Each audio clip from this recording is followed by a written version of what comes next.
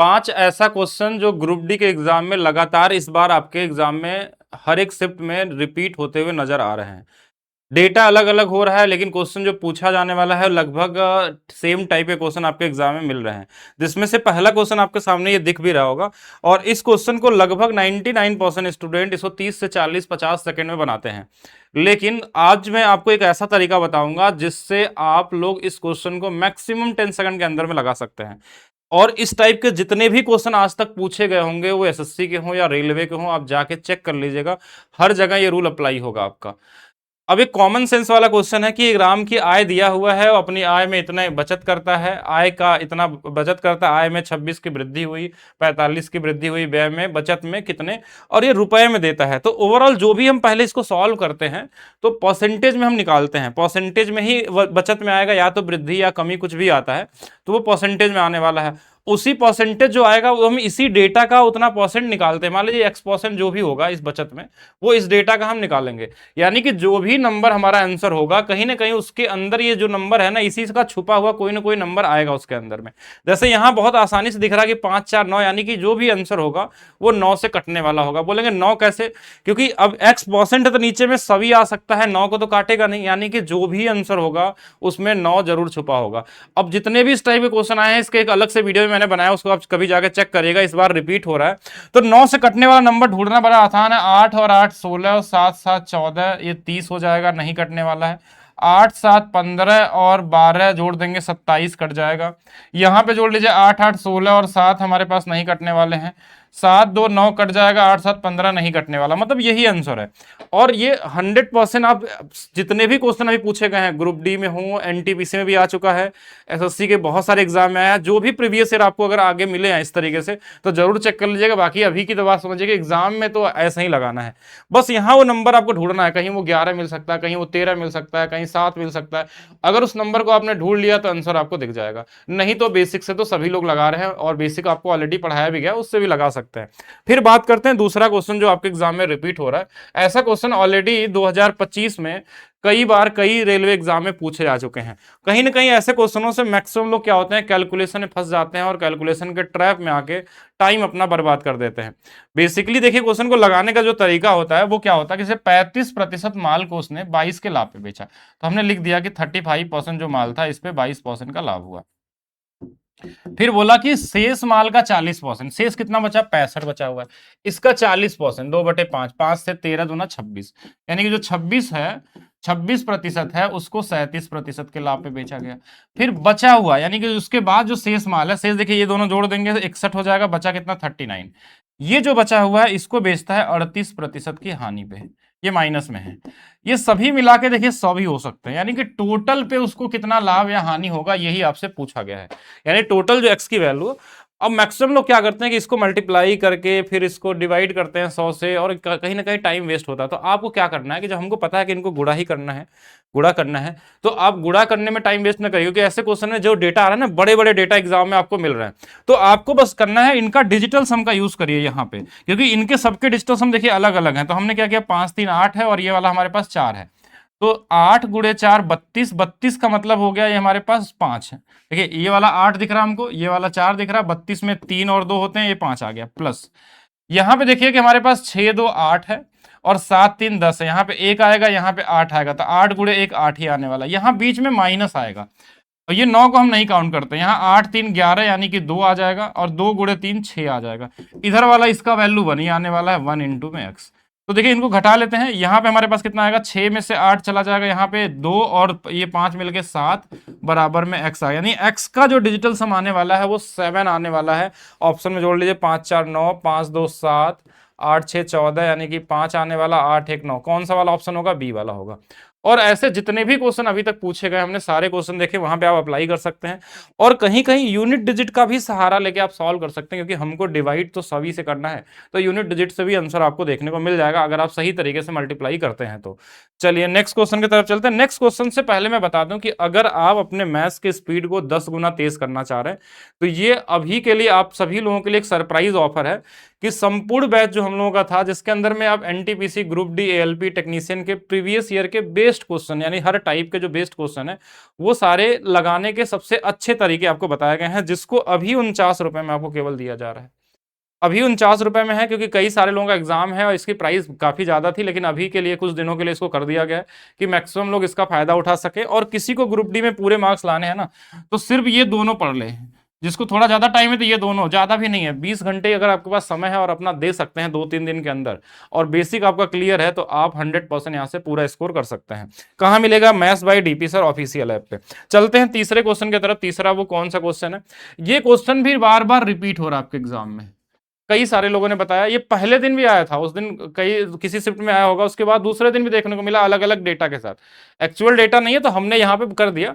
ऐसे क्वेश्चनों में क्या दिया रहता है कि आपको जैसे 2 साल का दे दिया कि सीआई, और 2 साल का एसआई दे दिया, इन दोनों के बारे में दे दिया कि अगर एसआई दिया 50 रुपए तो सीआई दे दिया हमारे पास कितना, 55 रुपए है। आपसे यहाँ रेट पूछ लेता है, या तो फिर आपसे प्रिंसिपल पूछ लेता है, या रेट प्रिंसिपल निकल गया तो इसके अलावा आप कुछ भी निकाल सकते हैं। उसके बाद तो आप उसके आगे जो भी सॉल्व करना चाहें कर सकते हैं, डिफरेंस निकाल सकते हैं, 3 साल का सीआई निकाल सकते हैं, या 4 साल का निकाल सकते हैं, या कुछ भी जो भी निकालना हो निकाल सकते हैं। अब इसको लगाने के 2 तरीके हैं, एग्जाम में कौन सा करना चाहते हैं। एक तो रेशियो वाला मेथड, एसआई और सीआई का जो अनुपात होता है 2 साल के लिए, ध्यान समझिएगा, ये हमारे पास होता है 200 प्लस आर बटे में 200 है। ये फार्मूले में आपको बताया गया, इसका मैं एक वीडियो भी डालने वाला, उसको जरूर चेक करिएगा आप लोग। इस वीडियो के आगे पीछे आपको मिल जाएगा कि इस पैटर्न के जितने भी सवाल बन सकते हैं ना, वो सारे मैं डाल दूंगा और आपको शायद मिल जाए। तो अब इसमें हमको एसआई दिया था हमारे पास कितना, अच्छा इसमें थोड़ा सा उल्टा लिख दिया हमने, सीआई ऊपर रहता है और एसआई नीचे रहता है, ठीक है। तो सीआई हमारे पास देखिए 55 है, नीचे में हमारे पास 50 है, बराबर में ये 200 प्लस आर। वैसे इससे लगाना नहीं है, ये सिर्फ समझाने के लिए मैं बता देना। ये इससे कट जाएगा कितने बार में? 4 बार में, 4 का इसमें गुणा कर देंगे, ये 220 हो जाएगा। 220 की जो वैल्यू है 200 प्लस आर है, तो यहां से आर की जो वैल्यू है वो 20% आ गई। अगर 20% हमारे पास आ गया तो हम यहाँ एक कॉमन सेंस लगा सकते हैं कि रेट अगर 20% है और 2 साल का सिंपल इंटरेस्ट हमारे पास 50 दिया है, तो 20% का डबल कितना होता है? 40%। 40 की वैल्यू आपके पास 50 दिया है, तो आप 100% यहां से निकाल सकते हैं। इसका 2.5 गुना कर लेंगे 125, तो प्रिंसिपल और रेट दोनों निकाल सकते हैं। 125 और 20 वाला हमारे पास ये आंसर है। दूसरा तरीका ये होगा जो आपको एग्जाम में लगाना चाहिए, बहुत कॉमन सा अप्रोच होता है, जब क्वेश्चन के लेवल अच्छे होते हैं तब हम इसमें जाते हैं डिटेल में, लेकिन बाकी यहीं से लगाना आपको कि एसआई 2 साल का 50 है, तो हमको ये पता है कि एसआई जो होता है ना हर साल बराबर होता है, यानी पहले साल ही 25 होगा, दूसरे साल ही 25 होगा। सीआई पहले साल तो सेम रहता है, अगर एक ही प्रिंसिपल पे बात हो रही तो दूसरे साल भी सेम रहता है, लेकिन कुछ इंटरेस्ट मिलता है, जो यहां दिख रहा है आपको 5 रुपए ज्यादा मिल रहा है। ये 5 ज्यादा क्यों मिल रहा है? क्योंकि ये ब्याज पे ब्याज मिलता है, तो ये 5 बटा में 25, ये रेट आपको दे देगा 1/5 जो है 20%। और यही 20% जो हमारे पास है ना, 1 साल का ब्याज है, तो 20 की वैल्यू 25 है, 100 की वैल्यू निकाल देंगे, इसका 5 गुना है, तो ये भी 5 गुना 125 हो जाएगा, प्रिंसिपल और रेट। बाकी प्रिंसिपल रेट मिल गया तो बाकी आप कुछ भी निकाल सकते हैं। तो ये आपका पहला तरीका था लगाने का, या दूसरा, दोनों में से कोई भी लगा सकते हैं, और मेंटली भी लगा सकते हैं। मैं बताऊं तो ऐसे क्वेश्चनों को आपके एग्जाम में सिर्फ मेंटली सॉल्व करना चाहिए। मेंटली कैसे सॉल्व करेंगे, जैसे मैं बता रहा हूं कैसे। एक दिया है 50, एक दिया 55, 5 ज्यादा इसलिए दिया ना कि वो रेट के कहीं ना कहीं वो रेट को इफेक्ट डालने वाला है। तो जो 2 साल का हमारे पास एसआई दिया है ना, तो 1 साल का 25 होगा, 5 जो ज्यादा, 5 25 का कितना है? बस 20%, इतना ही आंसर करना है। जैसे एक एग्जांपल के लिए मैं एक और क्वेश्चन ले लूं कि अगर मैं बोल दिया कि एसआई हमारा 2 साल का 120 है और सीआई जो है 2 साल का 126 है, तो हम बोलेंगे ये जो 6 ज्यादा दिया है, क्यों दिया गया है? 6 ज्यादा देने का मतलब है कि आपका यही रेट बताएगा, और ये 2 साल का है तो 1 साल का नीचे बस रख देना है, 1/10, यानी 10% रेट है। 10 रेट है तो 10 की वैल्यू 60 है, तो 100 की वैल्यू 600, प्रिंसिपल भी निकल गया। तो मेंटली कर सकते हैं और उसको बड़ा आसानी से लगा सकते हैं। नेक्स्ट क्वेश्चन, एक क्वेश्चन और देख लीजिएगा। जितने भी लाइन वाले क्वेश्चन पूछे गए एनटीपीसी में, वो कराए भी गए आपके संपूर्ण बैच में, उनको जरूर पढ़ लीजिएगा, उसमें क्वेश्चन आपके एग्जाम में आ रहे हैं। लाइन वाले क्वेश्चन, तिर्यक रेखा वाले जो उसमें क्वेश्चन बनते हैं हमारे पास, जो भी तरीके के 6 7 8 तरीके के क्वेश्चन आपसे पूछे गए थे एनटीपीसी वाले में, ग्रुप डी वाले में, उन क्वेश्चनों को एक बार रिवीजन करके जाइएगा। कोई भी आ सकता है इसमें, ऐसा कुछ नहीं है, बेसिक रूल ही काम करता है। जैसे इसमें x+y मैंने एक क्वेश्चन ले लिया है, अब ये सेम क्वेश्चन नहीं आया था, तो इसमें देखिए ये वाली जो वैल्यू होती है इसके बराबर होती है, ये अगर 50 है तो ये भी 50 होगा। इसमें भी एक लाइन बना लीजिए, अगर ये वाला 30 हमारे पास है, ध्यान समझिएगा, 130 है तो ये वाला भी 50 होगा, अगर ये 50 तो ये भी 50 होगा, 50 और 50 मिलकर ये 100 हो जाएगा।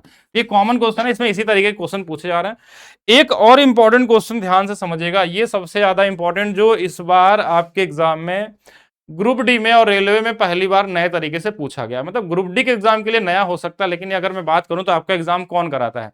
टीसीएस करवाता है। टीसीएस में ऐसे कम से कम 20 से ज्यादा क्वेश्चन है जो ऑलरेडी इन्होंने सीपीओ में, सिलेक्शन फेज में, सीजीएल में ऑलरेडी दे चुके हैं। वही क्वेश्चन इस बार इन्होंने रिपीट किया आपके ग्रुप डी के एग्जाम में, कि एवरेज स्पीड में लगभग 5-6 तरीके के क्वेश्चन बनते हैं, तो उसमें एक टाइप का ये भी क्वेश्चन ऐड हो गया है। मतलब नया कुछ नहीं है, आप नहीं भी जानते तो भी कर लेंगे, क्योंकि हर एक क्वेश्चन के लिए एवरेज स्पीड में एक ही फार्मूला होता है, total distance upon total time, और कुछ करने की जरूरत है नहीं। तो यहाँ पे कभी कभी जो आपका इस बार एग्जाम में आ रहा है ना, तो यहाँ परसेंटेज में से क्वेश्चन दिया, तो यहाँ कहीं लिख देगा कि 3/10 दूरी 3/10 दूरी 90 किलोमीटर प्रति घंटा की चाल से, 45% का मतलब हो गया 9/20 दूरी जो चलता है 135 की चाल से, और शेष दूरी 75 किलोमीटर प्रति घंटा गति से पूरी यात्रा का औसत गति ज्ञात कीजिए। ऐसा क्वेश्चन आ रहा है। इनको एग्जाम में कैसे लगाना आप ध्यान समझिएगा। डिस्टेंस जो हमारे पास है, पहला 30% है, ध्यान देखिएगा। दूसरा डिस्टेंस हमारे पास कितना है? 45%। बचा टोटल डिस्टेंस में कितना बचा? 30-45 अगर हम जोड़ दें तो हमारे पास 25% और बचा हुआ है। इसकी जो चाल है ना, इसके लिए चाल कितना है हमारे पास? 90 का है। इसके लिए जो चाल हमारे पास 135 का है, और इसके लिए जो चाल हमारे पास है 75 का है।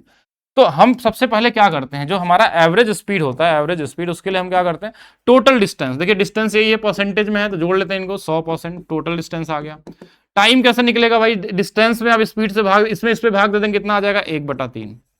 फ्रैक्शन में देखिए 3 से कट जाएगा, ये 45 से भी 1/3 में कट जाता है। इसको भी भाग दे देंगे, ये भी 1/3 टाइम आ रहा है। बस हो गया, अनुपात में ही टाइम हमने लिख दिया, यानी कि 100 बटे में नीचे में 1/3 1/3 1/3 मिलकर 1 हो जाएगा, यानी आंसर कितना आ जाएगा? 100 किलोमीटर प्रति घंटा, यानी पहला वाला आंसर हो जाएगा। फिर से देखिए एक और क्वेश्चन से समझिए इसको।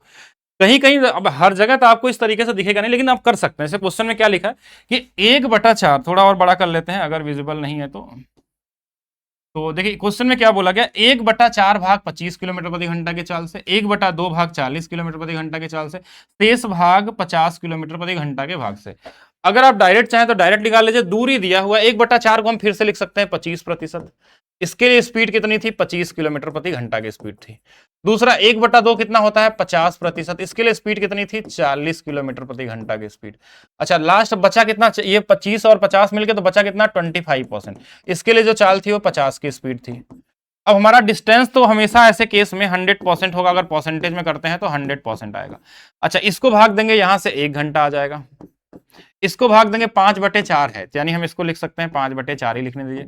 अच्छा, इसमें भाग दे देंगे, ये कट जाएगा, ये 1/2 आ जाएगा। हमारे पास जो आंसर आ गया 100 बटे में, और ये कितना हो जाएगा? यहाँ पे जोड़ लीजिए इसको, तो 1 और 1 2, यानी कि हमारे पास यहाँ से 1.5 हो जाएगा, और यहाँ से 1, 2 सही 3/4। 2 सही 3/4 को हम ऐसे ही लिख लेते हैं, 11/4 हो जाएगा। यानी ये वाली वैल्यू ऊपर हो जाएगी, यानी 100 गुणे में 4 बटे में 11। 11 से पहले 100 में भाग दे दीजिए, देखिए कितना आ जाएगा? 9 सही 1/11। इसमें 4 से और गुणा कर लेना है, तो 36 सही 4/11 आपका क्या होगा? आंसर हो जाएगा ऑप्शन नंबर। ये इजी तरीके से कर सकते हैं, total distance upon total time. कोशिश करिए परसेंटेज में ही रखने का, ठीक है।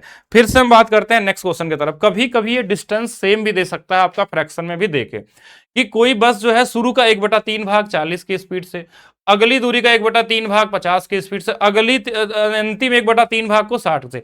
तो यहां ये डिस्टेंस सेम हो गया, तो इसमें फार्मूला भी लगा सकते हैं, 2s1 s2 s3 वाला, नीचे में s1 + s2 s2 + s3 s3 + s1, इससे भी लगा सकते हैं। या बेसिक जो हमारा टाइम एंड वर्क वाला यूज हम लोग करते हैं, कि जैसे 40 का स्पीड था, 50 का स्पीड था, 60 का स्पीड था, इन सभी का एक दूरी हम काउंट कर लेते हैं, जिससे कटने वाला, जैसे हमने ले लिया 600 है, तो ये हमारे पास कितना आ जाएगा? 15 आ जाएगा। 50 से हमारे पास 0, और ये 12 आ जाएगा, और 6 से 10 आ गया।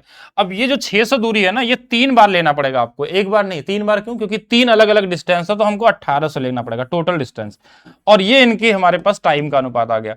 तो यहां से हमने कर लिया ये 15, 10, 25 और 37 से सिर्फ भाग दे देना है। अब इसमें भाग देने में भी आपको ऑप्शन में कंफ्यूज नहीं होना है, अप्रोक्स देख लेना है कि 37 से कितने बार जा सकता है, तो 4 बार जाएगा पहले तो, क्योंकि 5 बार हम करेंगे तो ये हमारे पास 185 आता है, 185 आता ना, 5 7 35, 5 3 15, 3 18। हाँ, तो ये लगभग अगर देखा जाए तो 50 से थोड़ा कम आने वाला है, और 50 से थोड़ा कम ये वाला है। बाकी आप पूरा भी डिवाइड करके देख सकते हैं कि क्या आने वाला है। तो इन 5 क्वेश्चनों में ध्यान रखिएगा, और भी मैं बता दूंगा क्या क्या क्वेश्चन और आ रहे हैं, लेकिन ये टाइम एंड डिस्टेंस में जो एवरेज स्पीड वाला है, इसके अलावा सीआईएसआई का जो 2 साल का सीआई 2 साल का एसआई पिछले ईयर में नहीं दिया था ग्रुप डी में, इस बार पूछ रहा है। पिछले साल डिफरेंस वाले क्वेश्चन पूछे गए थे ज्यादा, इस बार डिफरेंस वाले अभी तक तो नहीं आए, अगर आते हैं तो उस पर भी हम लोग डिस्कस करेंगे। तो ये वाले क्वेश्चन हो गए। बाकी हमने जो बताया था इनकम एक्सपेंडिचर वाला उसको ध्यान दे देंगे। बाकी ये सारे क्वेश्चन आपको एक साथ, अगर आप पढ़ने आपके पास समय है कम से कम 20 घंटे का और चाहते हैं पूरे मार्क्स और बेसिक आपको आता हो, अगर जिनको बेसिक नहीं आता उनके लिए क्लास नहीं है, वो नहीं लेंगे क्योंकि उनको कुछ समझ में नहीं आने वाला है। तो maths by DP sir official app download करिए, वहां पे आपको मिल जाएगा संपूर्ण बैच के नाम से, जो केवल 49 रुपीज में आपको मिलने वाला। बाकी अगर आपको वीडियो अच्छी लगी तो वीडियो को लाइक करिए, शेयर करिए और कमेंट करके बताइए।